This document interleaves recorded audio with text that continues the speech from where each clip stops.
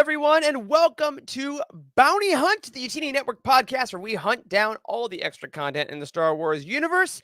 I'm one of your hosts, Eric Eilerson, and joining me to talk about all things Andor Episode 8, Narkina 5, are the two other people on the show. It's a lot of numbers to start off, but we start off, of course, with Dr. Corey Helton. Hey, buddy. Welcome to StreamYard Episode 2. StreamYard Episode 2.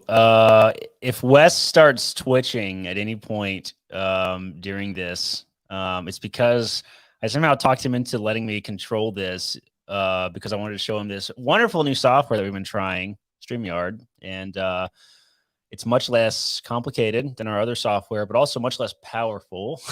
And it's kind of hard to convince somebody, to go from like a Dodge Ram to like a Tesla. That's true. Are you saying a Tesla is less powerful than a Dodge Ram? Well, I guess in certain ways. That's very true. I don't know. Some ways, But anyway, here we are. We're going to try some things out again and see if this is something we want to try to switch to. And we're always trying to change things up at Utini, which everybody loves when I do that. Don't they, Eric? It's the greatest thing ever. I love when you change things, but I love nothing more than the consistency, the drive, the power. Frankly, the Dodge Ram of my heart. Wes Jenkins. Hey, buddy. Look at him. Hey everyone! But first, I have to address something, Corey. I don't condone Dodge Ram whatsoever. If it was the Ford F-250 versus like a Chevy Volt, then there you go. That's I know just what buttons to press with you, Wes. But Oh my gosh! I'm all for trying things out. This is great. It gives us some accessibility if some normal producers are out. I like it. But we found some other things earlier before we went live that we can show some screenshots, everybody, to be connected with the show so we can see some images while we talk about it. So I mean, it's great. I think it's great. Excellent. Look at that. Well, I think you guys are great. And all folks watching and listening at home, I think you're great because you have come here to chat about all things Andor. Of course, the show we've all been obsessed with the last 2 months now, almost, right? No, because it started in September. So last month and a half or so. This is your first bounty hunt. Welcome. We are going to be chatting all things Episode 8, Narkina 5. Good morning, Caroline, in the chat, by the way. If this is your first time, we're going to do a full spoiler recap of the episode, so make sure you watched it first. We're then going to each bring up a couple points about the show, a couple things that we liked, a couple things that we want to kind of go more in depth about and just have a great conversation. We are so lucky that we're getting all these shows lately, so we are just going to kind of dive right in and tell you what happened in this last one. So, without further ado, full spoilers, let's go. Episode 8, Narkina 5. We begin with Cassian being shipped off to his new home, the prison on Narkina 5, as Cyril is questioned by Dedra for his involvement in the Ferrix debacle back on Coruscant. Cassian learns the rules about his imprisonment, including the importance of wearing moon boots, while Cyril attempts to proclaim his innocence to Dedra to no avail. After being issued his new clothes, Cassian is brought to the work floor where he meets Kino Loy, a.k.a. his new supervisor, a.k.a. Snoke. It's not. Shut up. He is then assigned to a table, meets Melshi from Rogue One, sees his new job building a bunch of things for the Empire, and begins to learn how this whole system works. Meanwhile, Mon Mothma attends another party with Perrin and Take Homa, where she receives the latest updates from Chandrila. She eavesdrops on some people, plots a little bit, and continues her craft behind the scenes. 30 shifts later, sorry, Trev, this makes the timeline very confusing. Cassian is figuring out how the prison system works even more, and we get a look back at the Ferrix crew. Marva is not doing so well. She's very cold. We said to turn the heat on. Guys, come on. But she's being looked after by Bix and Boros, who are in turn being spied on by Vel and Cinta. Bix then attempts to send Luthen a message, but Clea convinces Luthen to shut Ferrix down. It's getting too hot, which is unfortunately proven when Bix is apprehended by Imperials and meets Dedra Meero, who may just be about to torture her. Luthen, meanwhile, heads to Segra Milo, where he sees 2 tubes and the man himself, freaking Saw Gerrera. Luthen and Saw clearly don't trust each other, and Luthen fails in his attempt to bring Saw further into the fold. Gerrera, as always, will work alone. We end on the men of Table 5, hard at work after another prisoner kills himself in the night. Have they all given in to Imperial ranks, or is this just the beginning of their prison break? All right. Well, fellas, another episode of Andor, again, vastly different from all the Yeah. others before it. It's the start of the new arc. We know we have the director of the first arc, but again, it feels different. Let's start off as we always do, just with a base temperature check, how we're feeling about it. Corey, this was all new planet, new stories. How are we doing with episode 8? I enjoyed it a lot. I think this was probably the slowest episode for me personally, which is wild that I can finally say that we're 8 episodes in, and I finally can say that this was a slower episode. That's kind of crazy. I think there's a lot of subtle details that are probably going to make more sense later in this episode. Sure. Like I feel like there's a lot of little small stuff of like new characters that we got to see, little tiny details like Cassian's looking around as he's in the prison. Like we got the guy with the hands. I mean, we're gonna have to talk about all this stuff, of course. And like, I think this is gonna be like that, like the first couple episodes where people online watched the first episode of Andor and then immediately started complaining about it. And then everyone ripped them to shreds in the comments, which I really appreciated. I actually saw that yesterday or last night. I was browsing Reddit and someone was like, finally started watching it, Andor, and just finished the first 2 episodes. This show sucks. What is everybody talking about? And someone's like, dude, it's 3 episode arcs. Watch the third one. And then there's like a 40 minutes later or whatever. And it's like, I was wrong. Is what he said. And I think this is going to feel a little bit like that. But unfortunately, with this particular episode, we don't get the next 2 to immediately binge watch, right? To get to see how everything fits nicely together, which like when we all watched the first 3, we were like, what is everybody talking about? This show moving slowly. So I think we're I finally understand a little bit of that like taste of like this show is moving a little slow for me. I finally understand that a little bit with this particular episode, but I think again, once we get the next 2, I think it's really going to have a lot of payoff in the end. So I can appreciate it. I can appreciate it enough to not say I didn't like this episode. I loved it. I can appreciate it enough to say that in 2 more episodes, I can see the threads of detail kind of coming together. Yeah, see the build for sure. Mm-hmm. Yep. Wes, how about you, man? I thought this was a really good episode. I didn't think it was slow at all. Based on like scenes, like scenery set up for what's to come, I guess. I was pretty surprised that Cassian has been 30 shifts in and hasn't tried to break out yet. Like he's seen the vision of the boots on the wall where the Imperials like put them back up on the wall and take them back down. You see them strapping it on before they go into the work area. So I thought that was interesting, but they had a lot of we had a lot of setup for Narkina 5. We had a lot of word of the rebellion. So it's a nice buildup, I think. In the end, I thought something was gonna happen in the end, and they were just like, it's going to continue day to day. This is what he's doing. And then what? So yeah, I like the anticipation that they left us with, but I can see how it could be a little slow to some people. Yeah.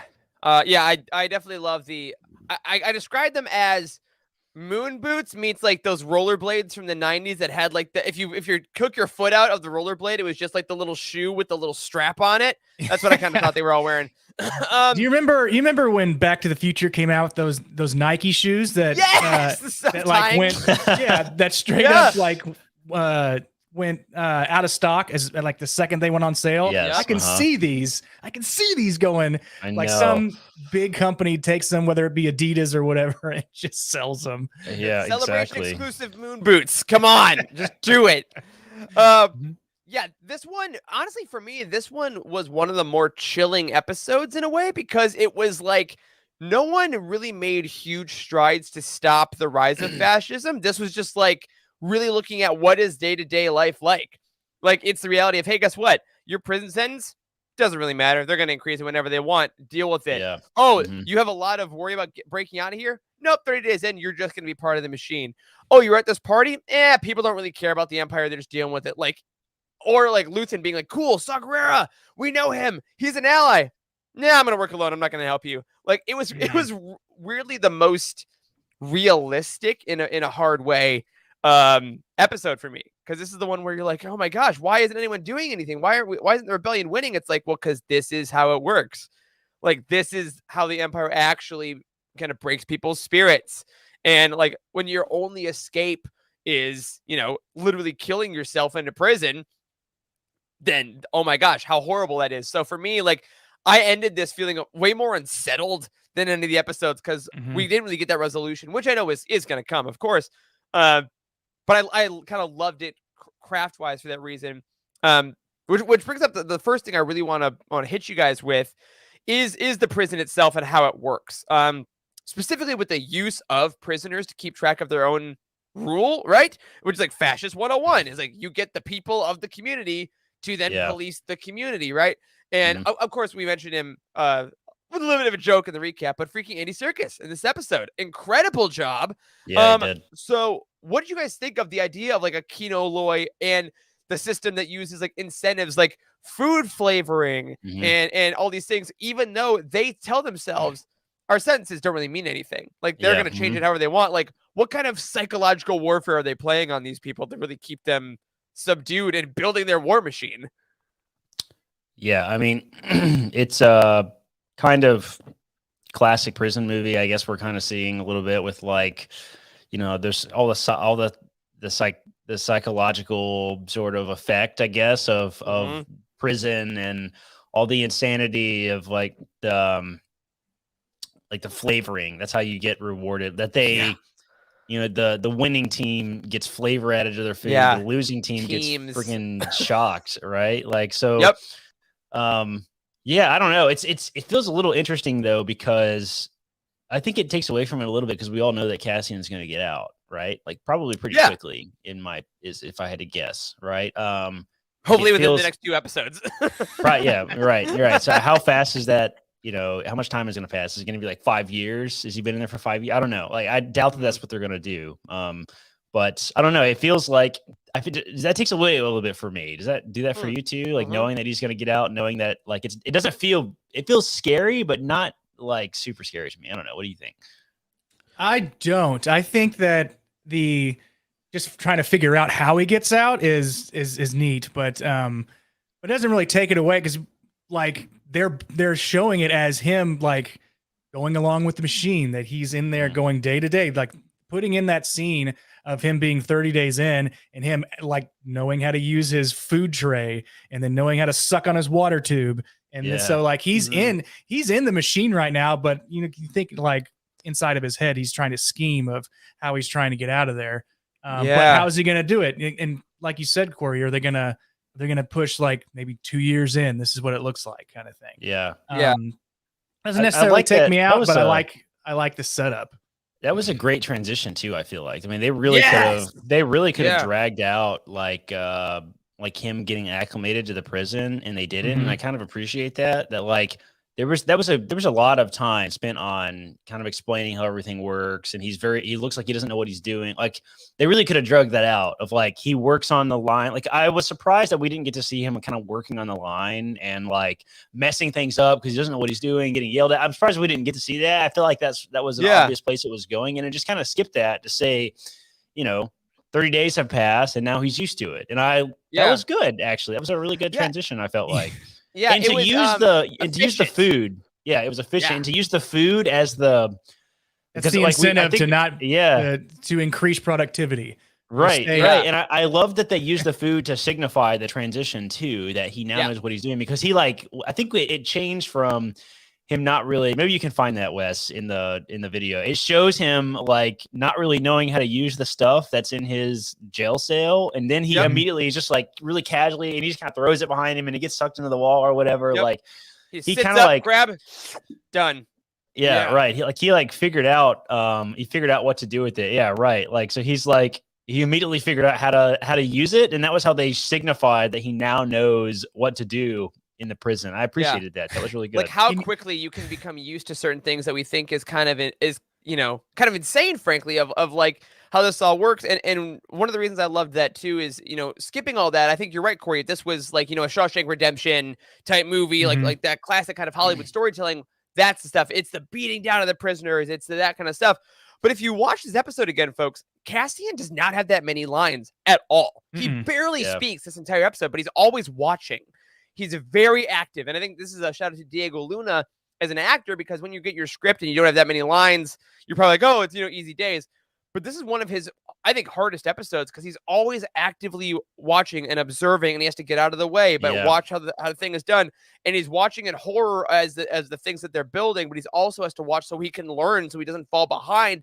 And like, there's so many things going on behind his eyes. And can we highlight? Caroline had a great comment there. Do we think Cassian is actually going to be the one to lead the breakout, or will he just get caught up in others' plans again? Because that's what he's been in this show, right? He's the mercenary. He's following along.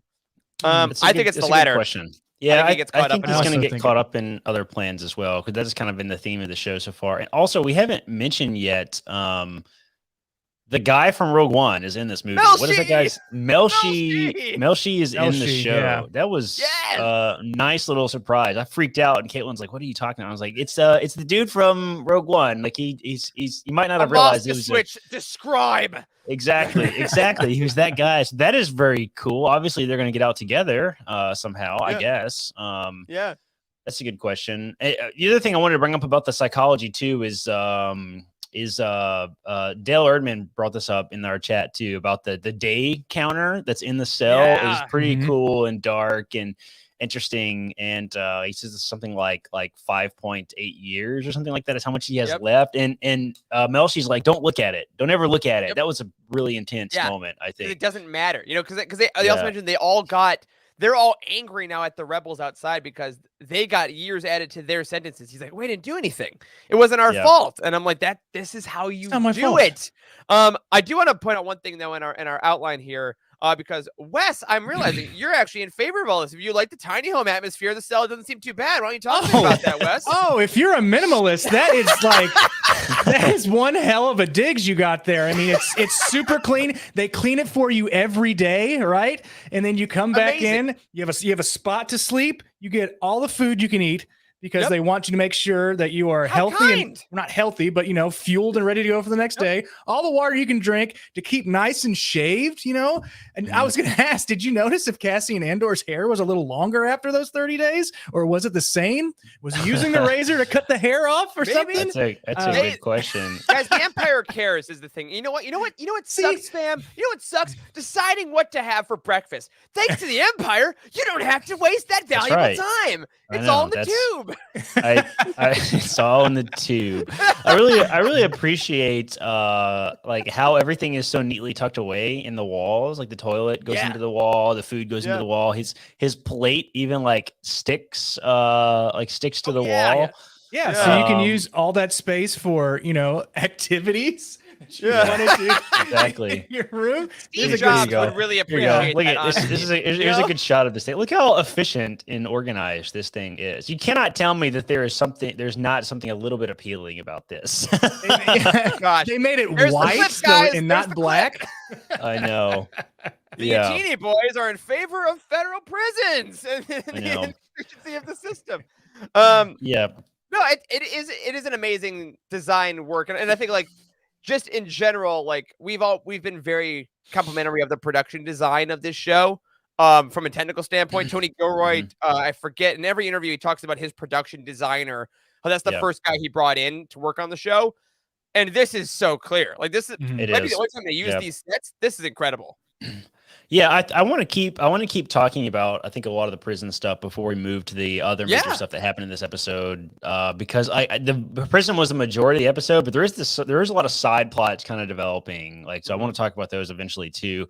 But there's a lot of small details. We already kind of mentioned the boots being a major point. They're also all barefoot. That is very interesting. Yes. Yeah. Very interesting kind of psychological torture kind of thing. Can you imagine being barefoot all the time on cold metal floors? I don't this is a weird thing that I do. I cannot sleep if my feet are super cold. It's super stupid. But if my feet are really cold at night, I have to put on socks for 20 minutes until they get warmed up, and then I can finally go to sleep. I will literally just lie awake hoping my feet will get warmed up, and I'll put blankets over just my feet at the end of the bed and hoping they will get warm, and they don't. So I just finally give up and get out of bed and put socks on. So this was especially torturous to me of seeing that they're all barefoot all the time. Like that would just be miserable. I'm not sure I would ever get used to that.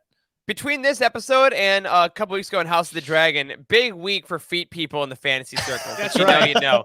Yeah, I noticed that they all had nice trimmed toenails, manicured toenails. I didn't see anybody with nasty, cracked yellow ones. So. The Empire would never allow it. They'd be like, you think there's a little there you go. You think there's a little compartment in the little room, like from the dump their toenail clippings? You think that's like a hole in the wall? Or no, you know what it is? There's a mouse droid that comes around with little clippers, goes like and goes she just clips the toenails and then that's actually why all the bedrooms are kind of like raised up, so you can like hang your toes off the end of it, right? So they can get to them. Okay. All right. Moving on from the feet. That was kind of gross. Okay. No, Let's talk right. about some of the other stuff about the prison that I thought was very noticeable, because we had a lot of details of Andor watching and seeing everything. Is that Toy Story meme, or the Toy Story scene of Woody from the first Toy Story movie, where he's in Sid's hand, his head turns around, and he goes, "We toys see everything," or whatever. You know what I'm talking about? That's what Andor was doing this whole episode, and there was a lot of subtle details that the viewer was meant to understand that Andor was picking up, like when he was walked into the yard, like before he was brought into his little group where they're all doing all their like workstation stuff. There was this whole conflict amongst the guards about like, why is this guy late? And he's like, oh, they were short staffed downstairs. There was a lot of details there that Andor picked up on. You can tell that he's learning how the prison works. He just got here and he's already kind of, I'm sure that won't come back up in any way. Oh, you mean some guards sometimes aren't at their posts? How odd. Exactly. Another small detail that I noticed is when right after this scene, when Andor is brought into the yard where they're all doing their working, they had to use the like shock stick or whatever to get him from the guard room to the downstairs, because the whole little elevator thing is not electrified, right? So like that was a nice little detail. Wes, if you could skip forward just a hair. Like the little there's an elevator thing that they go to or whatever that like is obviously not electrified, because the guard is really tense while he's like holding him as he's coming down. Yeah, because they're all cowards. Right? Like all the guards know that that the second any of this stuff stops working, they are screwed. Look how horrid that guy's posture is from the Empire. Like just God, yeah, he looks like a parenthesis almost. He's curving the wrong way. Oh, like, that's funny. It's he's the body language, though. Embodiment of the sound. Yes, exactly. It's intentional, though. We're meant to see that the guards are all like kind of lazy and like they're not really like. Yes, they care about the protocol and stuff, but this obviously is kind of a shitty job. And I love those. I really noticed those couple of details in the very beginning. The guard shift stuff, and then the electrified, the lift not being electrified. I think it's going to be very important later on. Maybe, I don't know. Hey, I didn't notice that. Good point. Yeah. Also, shout out to the us seeing the charge when they're first brought in. Like, it's again not we're shooting lightning and doing all these special effects. It's just a camera shift, a sound, and then the actors all doing like the physical, like, oh my god, I'm being charged to death, essentially. Yeah. And like us seeing that, I think, is so key, because like that's level 1 out of 3. And then every time I saw the floor like blink and then go red, I got this little chill, because I'm like, oh my god, like I now know what that is. And can you imagine sleeping like a foot away from a literal death floor? Like, what if you have a weird dream and you go and you fall out of bed, you die? Yeah, I mean, don't the cells in the cells themselves have electrified floor as well, I assume, right? So how does that? I don't think. How does that work? Like, does this was a pretty horrendous scene. Look at I that. think. The cells themselves are pretty electrified, I think, is my understanding. So when did they get? We didn't see them get their shock for being punished for coming last. Yeah, the second time. Oh yeah, for coming in last place. Being in last. We didn't see that. So probably a couple times though. Let's be honest. Out of 30 shifts, like when Cassian was getting to it, I'm assuming you get a couple. You know. Let's Wes, go ahead. Sorry. I was just saying. Well, I was gonna piggyback off of what Eric was saying. After 30 shifts, I can already see somebody that's either going to maybe be outed by the group because he is not pulling his weight. It looks like he's been there for a while, and he's already well, not already, but he's like putting parts in backwards. He's like, oh no, turn that around. It's like, shouldn't you know that already? I mean, you've been doing this for quite a long time. It should be second nature to you about how this damn part goes in. And so they had to switch it around. You lose valuable time that way. And then as they're switching that around, you see Cassian kind of taking a breather. Are you allowed to take a breather? Exactly. Like that was a good shot. in high school football, you're not allowed to put your hands on your knees or you get yelled at by your coach. You stand straight up because you get better oxygen that way, which is bullshit, by the way, and everybody knows it. Yeah. Well, I mean, that's the hardest part about Kino Lloyd too coming in. He has that balance when he yells at him. He's like, "Don't take a breather," and then says, "Come on, you have a chance to win today." And I'm like, completely about face. Right? He's using negative and positive reinforcement at the same time. Yes. And I'm like, bro, you kind of got to pick one. Cassian's gonna beat you. Let's talk about him. Look at this. Andy Serkis, everybody. Let's talk about Andy Serkis's character for a second, then I want to shift to Caroline's comment here. What are they building? Oh, wait, sorry. Because I want to talk about that a little bit because I think that's going to be important later on. I want to talk about Andy Serkis for a minute. What's his name? His character's name? Kino Lloyd. I think Kino Lloyd is going to become a good guy by the end of this, because I don't think we're meant to think that he is a bad guy, right? That he is, kind of the hard ass prison warren type character. He's a narc, but also he is. Well, I don't think he actually is, though. I think he is playing this role out of necessity. Maybe sure. Because he understands that like he gets punished if his particular group does not perform well, I assume. Play the game. And he calls it a game. That was beautiful. I love that. That was a great line. So I would love to see him be maybe the Imperial sort of turn on him a little bit, and he remembers that this is a prison sentence for him as well, right? So I don't know. I could see that turning out to be interesting. He's like 2 weeks. He's that guy that's like, I'm 2 weeks from retirement. I'm just gonna. Who's the guy from Holes with was it Radar or what was his name? Not Radar. That was MASH. X-ray. Yeah. The guy. Wow. From Holes. Wes, you look like a deer in headlights. You have no idea what the reference I'm making. I've seen Holes like a quarter of the movie. I don't know. Yeah, you're from Texas. Holes is required. Holes is a great movie. Anyway, so X-ray in Holes, X-ray is like he's been there the longest. So the understanding amongst everybody that's in this kind of like prison camp is like if you find anything interesting that could possibly earn you a day off, it goes to X-ray, right? Because he has been here the longest. He has the authority and that sort of thing, and that's kind of like a key psychology, I guess, of that movie. But I get that kind of sort of vibe from this. Really believable character though, super scary. And Andy Serkis. I love the comments I saw on Reddit about him being Snoke. That was a risky casting decision, I have to say. You know what? We all gotta write our clickbait articles somewhere, and people are like, that's right. Could it be a bet? No. But someone clicked on it and you got your ad revenue. Good job. Can you imagine if they cast like Samuel Jackson as just like a prisoner or something like that? And like it's polarizing. I know exactly. Sam Witwer did the voice of that shore trooper in episode 7. It was like, is Starkiller canon and is he actually a shore trooper? No.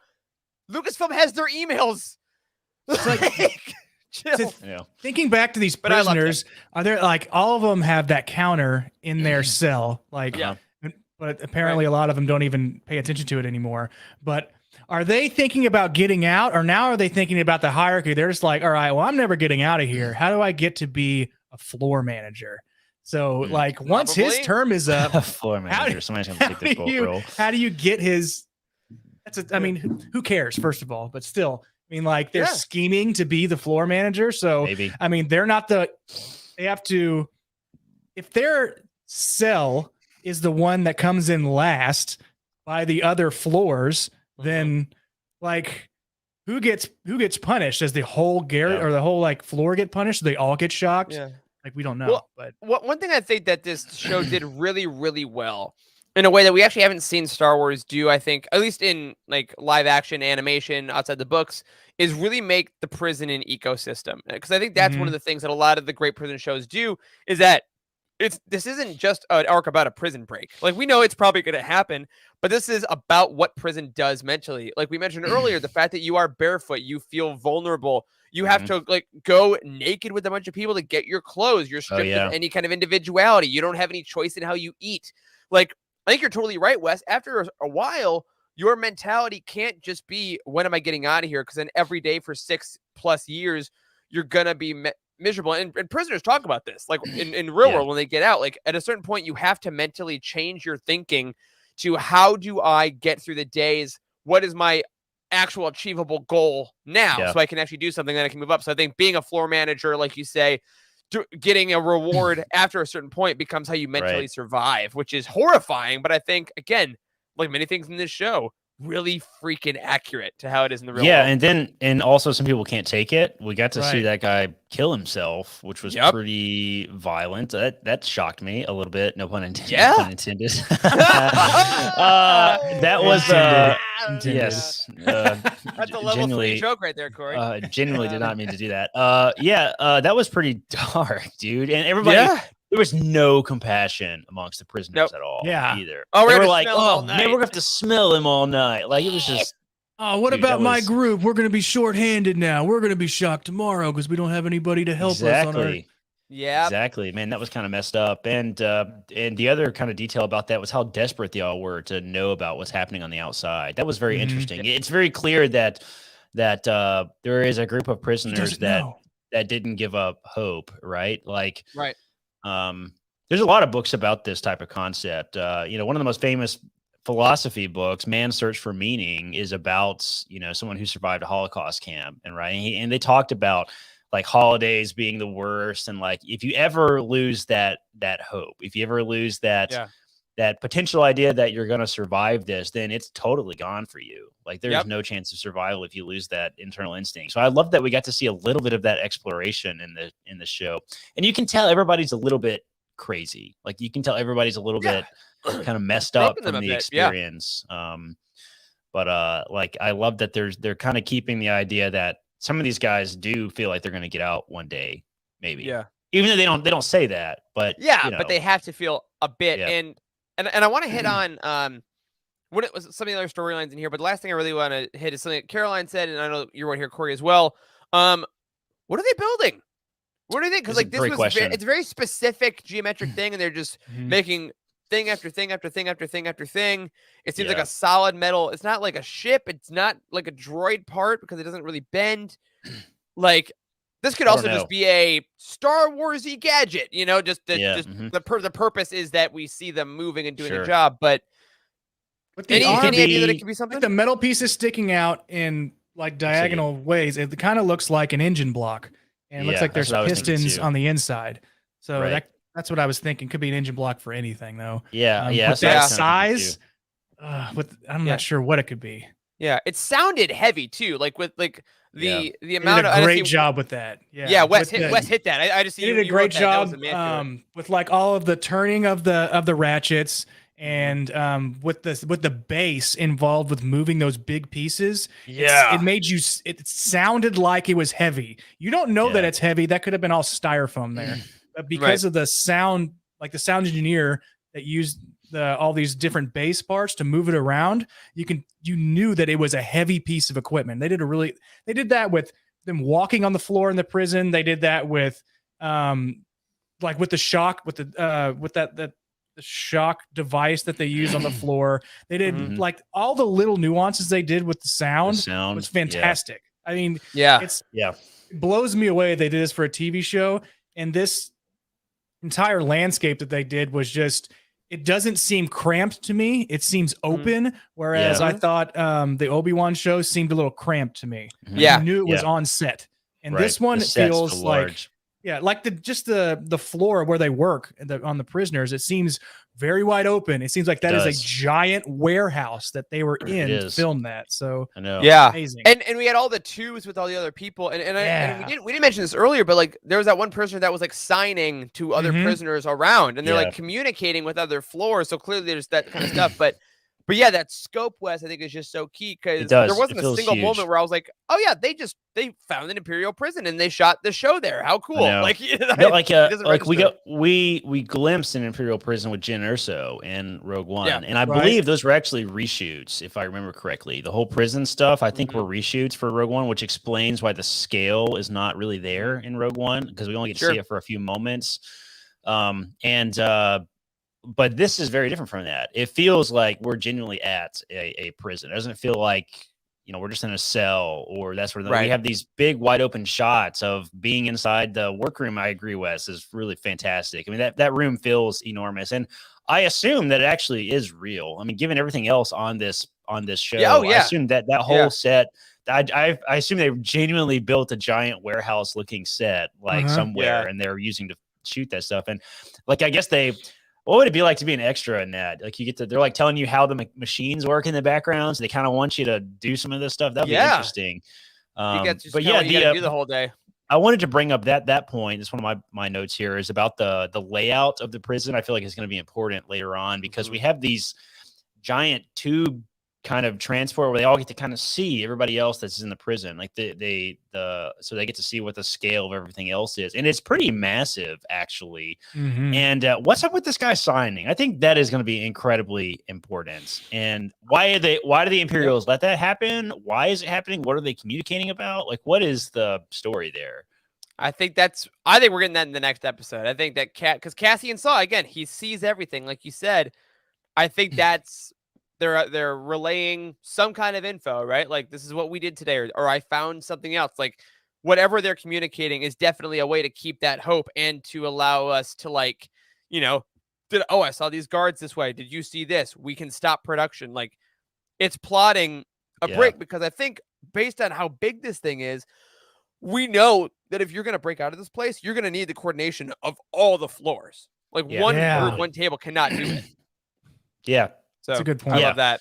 That was very interesting. I really like that we got to see, and here's another shot of this layout of this building too. Is very interesting. It almost looks like they're very underwater Camino-esque. too, by the way, which is very cool. Yeah, it is very Camino-esque. Like they're in a waterfall. It's kind of beautiful in a way. Like that. There's this. It looks like it could be a luxurious resort. Like, can you imagine? These are the hallways. Corey, do you want to move here? It's efficient. I think I do. There's actually, waterfalls. There's waterfalls. It's minimalist. Like, I mean, it's checking all my boxes, man. I mean, exactly. It's clean, super clean. Everybody understands exactly what they have to do. I mean, it's a good time. It just works. It just while works. we're talking about the building thing, I also want to talk about something we're obviously building up to is the old man on Cassian's team, because I think it is very obvious this guy is going to drag the group down and something's going to happen to him. And I haven't yet decided if I believe that he's going to like an accident's going to happen and like the engine block's going to fall on him or something like that. I feel like that could be an obvious answer. I could also see maybe Cassian cutthroat killing this guy for holding him back. We've gotten a little bit of the taste of the brutality that Cassian has. So I don't know. I could see that maybe working out if they give them some kind of ultimatum that like their team has to pick up the slack or they're just going to kill them all or something. Maybe I think Cassian would kill him. Like kind of leave him. Exactly. He's slowing us down. It's for everybody. It's for the group. Yeah, exactly. That's my granddad. All right. I know. I think that's really I don't think he's long for this world. So don't get tired attached. of digging these holes, Grandpa. Two holes, and their holes reference for you, Wes. So I want to. So off of that guy possibly dying, I want to go up to one of the major parts of this episode. Obviously, we check back in with Mon Mothma. We get her whole world again. I love that now we're not getting so many segmented episodes. Like we're checking in with everyone throughout, which is great. We get another lavish, freaking gorgeously designed party at Mon Mothma's. I'm sorry, these parties look awesome. I know there's full of bad people that are totally pro Empire, and it's not great. The drinks look good. Costumes are great. I bet Yeah, Do the how about drinks look that? good? Yeah, there's a little. know? It's tequila with a worm at the Tequila, bottom of yeah, it. a real worm. That was Aaron's like, great. I want That what a 2 what a worms. great detail because they dropped a little worm in it, and doesn't it change colors? I think it changed Fizzes colors, up, right? It dissolves. It Yeah, dissolves. it fizzes and it changes colors, and like these Yeah. were very interesting drinks. I love their glasses too. Eric, you're always talking about the glasses Oh, from God, I love the Solo. glassware. Did you finally get those? Did you finally get them or no? Not yet. We're still They're in crazy progress. expensive or something, right? Yeah. Yeah. Okay. Yeah. But But they're on the yeah, Halcyon. This better be on the Halcyon as well. I'll tell you what. Put the freaking or put them in an Oga's Cantina. Give me the Chandrelin tequila shots. Basically, is what it is. yeah. You know, basically. but this one was yeah. great because one of the things that I wrote down is that Mon Mothma talked about her and Perrin's past relationship, which we have not gotten a lot. We confirmed that they got married before they were 16. It was an arranged marriage, which we'd That was heard in like interesting. Variety, but Mhm. now in the show they talk about. And she's like, Perrin used to be a firebrand, and which makes me think, oh, he used to be probably like a more of a political activist, a little more Mm. excited, and then he got rich, he got lazy, he kind of faded into apathy. And I think, again, when we're talking about an episode that has some of the really tragically real life parallels, people that get a little comfortable, get a little close to power, and then become really apathetic about everything that's happening is so accurate. So, like, I want to ask you guys in this particular moment, did you feel, I don't know, sorry for Perrin is weird, but did this help you understand him a bit? Or are we still all on team, like, this guy sucks, screw him completely? I'm on team. This guy sucks. Okay, great. Yeah. Yeah, Perrin's a son of a bitch. There's no way around it. He just She should've been doesn't with Tay. care. I know he doesn't. He seems selfish to his Yeah. to his wants and not really caring about what's going on in the world. He just cares about Yeah. kind of what's going on in his world on He that does. floor. It's Yeah. almost a step further than that too. It's almost like he's intentionally snooty or something. You know what Yeah, I mean, like yeah. not snooty's not the right word. Arrogant. Charity or- starts at home. Yeah. And he goes Yes, to eat.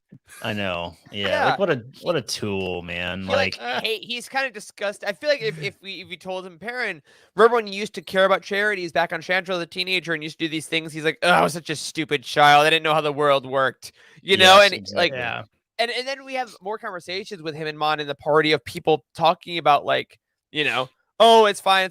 And Mon doesn't break her cover, but she does offer a little bit of pushback for the first time of like, don't you think this is a little messed up? Like, don't you feel? Yeah. Do you feel like you're in danger right now? What are you being protected against? Which again is so much Yeah. political rhetoric we hear every day. Like, oh, I'm scared of the other, this, that. It's like, for what? For what? know. And they're like, oh, well, you know, blah blah blah blah blah. And it's just The only thing I'm in danger of is getting too trash from these drinks. Yeah. I love that. It was just that guy was like, oh my god, I'm gonna kill it with this joke. People I are gonna know. love me. exactly. Yes, he was. Yeah, His that was- hospitality. Oh my goodness. Oh, I know. exactly. I know. Yeah. That was fantastic. I also think that her daughter absolutely thinks that Mon is sleeping with Takoma. And I think that's why she's Is pissed. that what that's about? Okay, yeah. I was gonna think bring it up. Perrin What was up with thinks the that daughter? she's sleeping with Takoma. Like, Yeah. he just Yeah. like That's the gives him a vibe I'm side getting. eye all the time. So Yeah. like, He doesn't seem like he gives a shit about Yeah, Mon though, either. so why does Oh. he care about that? Oh, he's just, I don't know. He's I got think nothing it's else to do his- except his, be jealous, I guess. Yeah, his image. And I think, I mean, you've all heard like the parents that use their child as ammunition, which they definitely do seem to do, or at least parent does. Like, well, you got to ask her, or like, you know, what is he Mhm. saying at the party about like, oh, there's your mother. Oh, it's Takoma. Wonder why he's here again. Oh God. And like, you know, he's definitely seeding that into her daughter's mind, which is also disgusting. Yeah, Like, do you the think fact that's that- is that what Sure. you think it is? Like why the daughter? Because it seems like there is some kind of subplot developing with the Yeah. daughter, I guess, of like she seems to really hate her mom. So what's Yeah. that all? What's that all about? I wonder. You think it's that he's planning the idea that she is infidelity? You think that's the theme? Yeah. Maybe. Well, if not infidelity, it's something like whatever it is. It's like, oh, she's always gone. Oh, you could ask her. Oh, wait, she's not here again. You know, like I think it's just Right. constant reinforcement that she doesn't care about the family. Yeah, Caroline had a really good comment here. It says, I do think it's interesting that it's a somewhat common theme of husbands not loving how involved their wives are in the Senate. Yeah, I mean, I think that's a very good point, actually. It could be Yep. something along the lines of just how, oh, your mom's not here. She must not really care about us. She's just very busy with her Senate work. I'll be it's all very there. important. Yeah, exactly. Yeah. I know what's God, important. he sucks. I know. God, you suck, Perrin. What does Perrin do? He's Is he a house husband? He's a trophy husband. Oh yeah, he's a house husband. I want to say that I love the theme. I love the term house husband so much. Yeah, it's a goal. It's a goal. Yeah. So I love that. I think I like seeing Mon go more with that. And then we have the two final groups that we kind of see: the Ferrex crew, including Velcinta, and then Bix, Boros, and Marva over there. But before we do that, I do want to talk briefly about the, frankly, slightly long scene we got with Luthen and Saw. I mean, Saw Gerrera, we knew he was in the trailers. We knew he How did we coming. forget to add this to our notes? Luthen and Saw Gerrera. That was a great scene. God, Stellan Skarsgård and Forrest Whitaker just acting in each other's faces. I'm like, man, what a great time. Like, they were just, oh, was that you? Oh, I thought it was you. I might kill you. I might kill you. Like, That was Forrest Whitaker is so good. You can tell, like, his acting is, even though Stellan Skarsgård is really good, but I mean, you can see why that man got an Oscar. He is like, just the pauses, the facial expressions, facial expressions, all of that. Like, it's so good. And then we only got like a minute and a half of it. It sucks. Dude, Saul was unhinged, man. Unhinged. Like, yes, his how quick he goes from laughing at a joke to like, I'm gonna cut your throat is just fucking scary, dude. Like, pardon my French, but yes, it really took me off guard how scary Saw Gerrera was in this episode. Well, and he said something like, Luthen saying his whole plan was there's this guy I want to hook you up with. I will give you these resources, weapons, and stuff for free if you join. And he's trying to get him to formally come into the rebellion. Just talk to him. And Saw says something along the lines, I forget the line, I meant to write it down, but like, I'm the only one that is really fighting. I'm the only one that understands. Like, he is so consumed with the fact that his way of brutality is the only way things are getting done, and he thinks everyone else are idiots. And it's like, it's very God. True. And he's been proven right a lot, which is the problem over his life, as we've seen in Rebels and Clone Wars. Like, he has been correct. That's the interesting part. Everybody thinks he's crazy, but he ends up being right. Like, crazy, like everybody thinks he's nuts, and that he's just being a radical. He's being way too far rebellion. I don't know what you go left or right with that, but and then don't boo me, I'm right. Hey, like, that's right. I know. No, the rebellion was wrong. Like, a lot of time, the Alliance was wrong. When I say rebellion, I mean the Alliance, Rebel Alliance was wrong, because like they were weak. They were not willing to strike hard enough. If the group didn't go rogue in Rogue One and do their own thing to try to get the Death Star plans, what would have happened to the Rebel Alliance? Because their leadership failed to make a decision. They were too scared. They were too apathetic, and not great. Like, yes, this rebellion is finished. Like screw that guy, man. We all hated that guy. I think Perrin if he was in the rebellion. Exactly. I think he actually said we are finished. But anyway, I mean, so Saul is right in a lot of ways. And I love my favorite piece of dialogue that Saul has is when he named all the different groups. He spat the words. He's like, separatist. Like, I love that. He's like, call them whatever you will. They're all morons. Like, cultists, separatists. Like, that was, he spat the word separatist out. There was an extra emphasis on that. And I love that was a detail, because we all know his background with losing his sister and in the Clone Wars and stuff. And, that was great. Also, we got to see that cool little alien guy. I never remember what his tubes. Yeah. We got to see that guy. That was great. Love that. Yeah, I love that how visual he is, because it's the same thing when we went to Jeddah for the first time. He's the first face we see, and I'm like, I know what's gonna happen. So that was a total blast. And then I want to, as we're kind of X-wing there. I didn't even see that. Oh yeah, which is, I believe, is that the Cavern Angels coloring? I don't know. Someone tell me. Someone knows what coloring that is. It's a specific. What does that thing. mean? Probably Cavern Angel. What is that from? It's like a squadron. In Squadrons, there's a bunch of references to different ones. So all three of you that are still playing Squadrons, tell us what that looks like. Um, sorry. But then I want to, as we kind of wrap up here near the end, I want to talk about the Ferrex a little bit, because we finally get where we all assumed what was happening. Dedra and Cyril, they do get together. He gives her the info. She is now on Ferrex. We're finally getting the coalescence of all the groups, with Bix. Like I said in the recap, essentially about to be tortured by Dedra, which I find fascinating. So I know we talked a little bit about, is Cyril going to turn? Is Dedra going to turn or whatever? So I want to start off by asking you guys, one, did it surprise you that neither of them are turning? They're both just doubling down really on being Imperial. And then what did you think now about, like, where do we go from here with Bix now being in the hands of the ISB? Well, the first thing I want to say is all of these Star Wars Disney Plus shows are so friggin' dark. You can like barely see them when we try to do these screen share types of things. Yeah, I just want to say I love how Dedra's character is developing. The scene that we're actually looking at here with her talking to Bix or whatever, where she was like, they were like, should we get this guy out of here? And she's like, no, leave him. We want to see. And then they brought Bix in. She's like, what are you doing? Get this guy out of here. Like, she acted that out for the psychological effect of that. And I very much love that we are developing with the plot line that I thought we were going to go with her, which is that she's a villain. She's a true villain. And it looks like that's how her character is going to stay. I was really hoping they weren't going to do a turncoat on her where she becomes rebellion at the last minute. Like we often have happened, particularly with women characters, which is a bit unfortunate to me that we don't get, they shouldn't be so one-sided, I feel like. So I love that. I love that. Yes, exactly. So I really appreciate her character developing. She is brutal and scary, I think, and it's very interesting seeing how this is developing with Bix and Dedra and all of this stuff happening on Ferrex.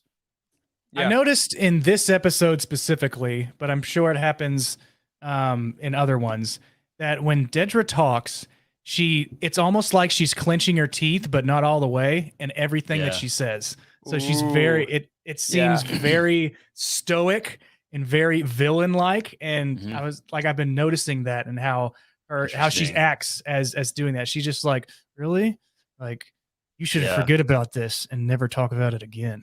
You're just like, her jaw doesn't go up and down. It's weird. Yeah, that's that protocol. You gotta keep it even. I bet. Can you imagine if Dedra went to, maybe she will, goes to the prison on Narkina 5? She'd be like, "This is the most beautiful thing I have ever seen. It's so efficient." It's so clean. I know. There's so much protocol. Like, oh yes. I will say I was wrong about how nice, too much protocol. I love how I was wrong about how Cyril was brought in. Remember, I had my interesting theory about how he was going to be brought in. That was shocking, honestly. Like, what did I guess they're not going to use him? What's his role going to be? I still have no idea what the hell Cyril's arc is gonna be, but he knows either. Yeah, it's true.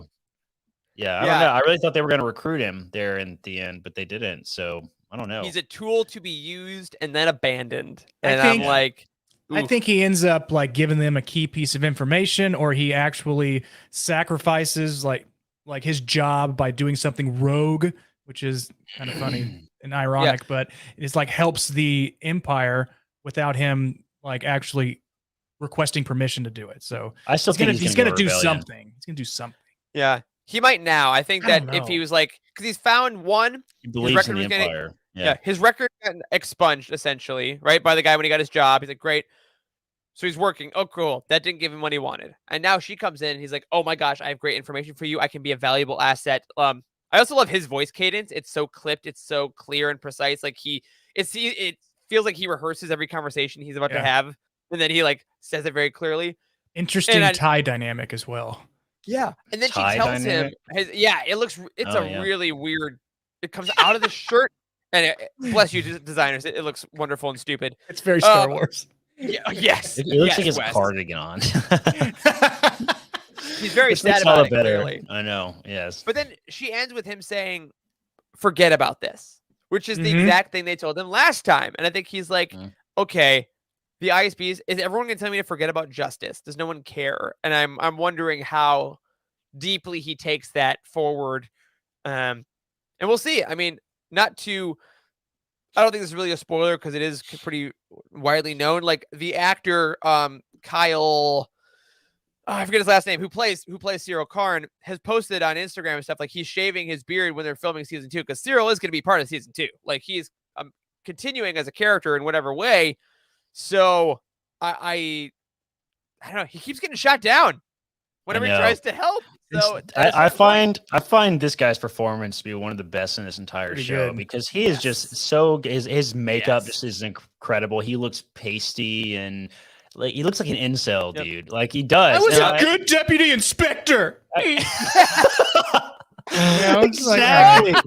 Exactly. Like he just plays that job. My mom so never did. well. And that doesn't affect me at all. I just want my mom's know. approval. I mean, your approval, mommy. Dead drop. No. There's a lot of complicated things. You know. Exactly. Gosh, yeah. this show's incredible. It is. It's a really good show. It's a really good show. I still don't know what is going to happen. You know, there are several developing arcs. You know, we didn't really talk about Vel and Cinta much. There's something going on with that too. Yeah. You know, I guess briefly we can just hit on that. That like I don't know. They seem to kind of disagree about how in they are. Vel maybe isn't totally in. Yeah. You know, so wanted to be I don't know. out of This mission. was a very interesting scene. You know, Cinta's like, you know, I always told you the mission's going to come first and stuff. Yeah. And, yeah. I don't know. I don't really know what to make of this. I don't know what's going to happen with those two. To be honest, and I mean that's a hard relationships in war, right? I mean it's the Han Leia thing. It's the in Princess and the Scoundrel. That was the whole thing in the book of like I didn't know I was just marrying a senator. She's like, yes, you did. He's like, no, that was marrying you. And it's like, oh, cool. We're seeing that, but in a less comfortable way. You know, like I think Vel thought we were going to do this mission, then we could go off and join the rebellion, but it was our mission and we're still sharing a blanket. And when Cinta's like, we can't both stay here, it'd be too obvious. I think what a gut punch. What a gut punch to be like, no, we're not done. Now we're going to what about us? Apart. Isn't that more important? And she's like, dude. I told you it's from about the cause. Yeah. She's like, oh. You cannot follow the cause. Saw Gerrera would be like, that's my girl. Exactly. Absolutely. Exactly. Yeah. Yeah. But they'll keep going. I think, you know, they're still looking for Cassian. And now that Cinta is based on Ferrix, she's going to obviously see maybe what happens to Bix. I just hope someone keeps checking on Marva. Please give her that blanket. She's very cold. Marva. She's very cold. Marva's time is unfortunately very limited in this show. Yes. I think that's going to be the tipping point for Ferrix is going to be whatever's going to happen to Marva because they're building up to it, and it's going to be brutal. Unfortunately, I'm not ready for B2's reaction to that moment. That's going to be the climax. I think of this arc is Cassian being broke out of prison and the stuff happening with Ferrix and Marva. Yeah. Yeah. He's like, I'm finally in. You were right. We need to rebel. I met these people. We're going to be part of a rebellion. Mom, guess what? I'm ready. And then he opens the door and it's just B. Yeah. No. Yeah. And his little charger being like, Cassie, bad news. Yeah, exactly. I am sad. I'm not ready for it. God, I'm really sad now. Just thinking about that. The show's very good. Andor is very, very good. I'm really having a blast with the show. I think I hope it's getting the numbers and stuff to support this type of project to go forward in the future. That's all practical effects and incredible acting, and it's very, very good. Incredible acting. I would like to point out one scene towards the end when the Empire is chasing after Bix. There was the incredible scream of "Get!" And I was like, a little over the top, man. A little over the top, but he really went for it. He really went for it. Where's Padme? Is she safe? Is she all right? No! Come on. Yeah, you're right. It was way over the top. But they got her, so good for him. Maybe that was the reason. Maybe it was necessary. Maybe his stupid troops won't listen to anything except for yelling. So I don't know. It works. It works. But yeah, that's where we are. Next week, obviously, we get the same creative team as the arc goes. We had 2 more episodes in this arc. Same director, same writer. gosh, who knows where it goes, but everyone is continuing to progress in their storylines, and it feels great. It feels great. I hope everyone that's listening and watching, I hope you loved it as much as we did. Obviously, we could just keep going on about this show because I think it is that good and it has that much to say. Fellas, any final thoughts about this arc, this episode before we get on out of here and let people just kind of wait in tension until next Wednesday? Yeah. One of the comments that Luthen had said was oppression breeds rebellion. Like when he was speaking with Saw Gerrera. And I thought that was interesting that he added that in, because you can see that it's building, and the more that the people suffer, the more this rebellion kind of grows. So it's kind of a dichotomy of, do you make people suffer for the rebellion to actually create this shift in the Empire, or do you kind of hold that down, maybe keep the rebellion like under wraps? But he's like, he wants like death, destruction, and all of it. Maybe a little less than Saw Gerrera, but that will help with the rebellion and how it will overturn the Empire. Absolutely. Totally. And we'll see more of that next week, because, my friends, that will do it for this week's episode of Bounty Hunt. Keep your eyes out for our next hunt next week, when we'll be chatting all about episode 9 of Andor, The Rise of Andor, Walker, if you will. That didn't work. A special thank you goes out to Brad, Julian, Patrick Ortiz, Earl Q, Robert Thomas, and Carl Sander on our Jedi High Council, and Elizabeth Cloutier, Ashley Ingalls, and Sailing Chris Eilerson on our Alliance High Command.